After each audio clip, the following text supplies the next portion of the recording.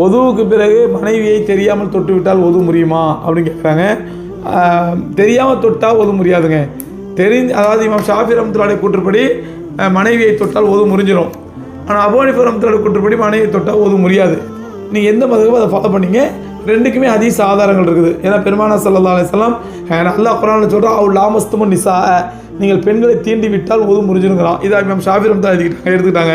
ஆனால் பெருமானார் ஸல்லல்லாஹு அலைஹி வஸல்லம் ஆயிஷா ரலியல்லாஹு அறிவிக்கூடிய சஹீஹான ஹதீஸ் சஹீஹ் முஸ்லீமில் பதிவு செய்யப்பட்டிருது.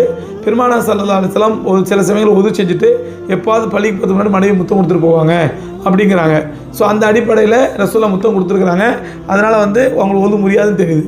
ஸோ அதனால் முத்தம் மட்டும் கொடுக்கலாம். அதனால் ஒது செஞ்சவெல்லாம் போய் மனைவி முத்தம் கொடுக்கணும், அது சுன்னத்து அப்படிலாம் ஒன்றும் கிடையாது.